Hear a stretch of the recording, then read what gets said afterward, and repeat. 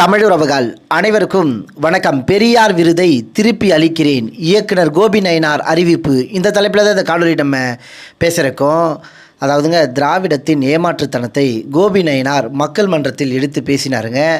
இயற்கை வளங்களை பாதுகாக்காமல் அழிக்கின்றார்கள், ஆனால் இதை பற்றியெல்லாம் யாரும் பேசுவதில்லை என்றும், வேங்கை வயலுக்கு இந்த திராவிடர்கள் குரல் ஓங்கி ஒலிக்கவில்லை எனவும் கோபி நயினார் அவர்கள் குற்றச்சாட்டு முன்வைத்திருந்தாருங்க. இவர் வைத்த குற்றச்சாட்டை ஏற்க முடியாமல் இந்த திராவிடம் தனிப்பட்ட முறையில் அவரை இழிவுபடுத்தி தாக்கி சமூக வலைதளத்தில் தற்போது பேசி வருகிறார்கள். தற்போது கோபி நயினார் அவர்கள் தனக்கு கொடுக்கப்பட்டிருந்த பெரியார் விருதை திருப்பி கொடுத்திருக்காருங்க.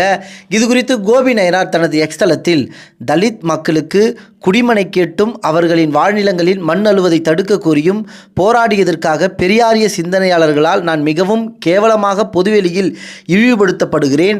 தன்னை ஜனநாயக அமைப்பு என்று கூறிக்கொள்கின்ற ஒரு அமைப்பு எதிர்த்து ஜனநாயக முறையில் கேள்வி எழுப்பினால் சர்வாதிகார மனநிலையோடு அது என்னை எதிர்கொள்கிறது. இத்தகைய சூழலில் இந்த சர்வாதிகார மனநிலை கொண்டவர்களின் மத்தியில் வாழ்வதற்கே எனக்கு அச்சமூட்டுகிறது. தமிழகம் முழுவதும் தலித் மக்களின் நிலை இதுதான் என்று நம்புகிறேன். தமிழ்நாட்டில் ஒரு தலித் ஒரு ஜனநாயக சிந்தனையோடு அரசியல் கேள்விகளை எழுப்புவது பெரியாரிய சிந்தனையாளர்களுக்கு, திராவிட சித்தாந்தவாதிகளுக்கு பெரும் கோபத்தை ஏற்படுத்துகிறது. இது ஒரு சர்வாதிகார போக்கின் மனநிலை.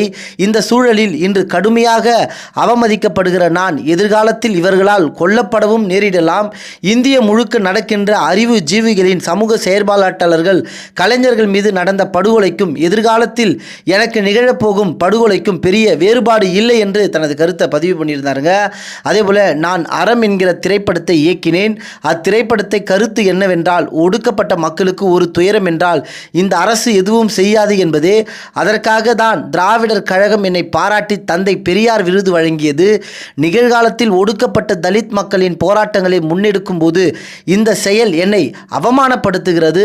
அறம் என்ற கதைக்கு விருது வழங்கி கொண்டாடிய திராவிட கழகம் நிஜ வாழ்வில் நடைமுறைப்படுத்தும் போது என்னை இந்த சமூகத்தின் எதிரியாக சித்தரிக்கிறது.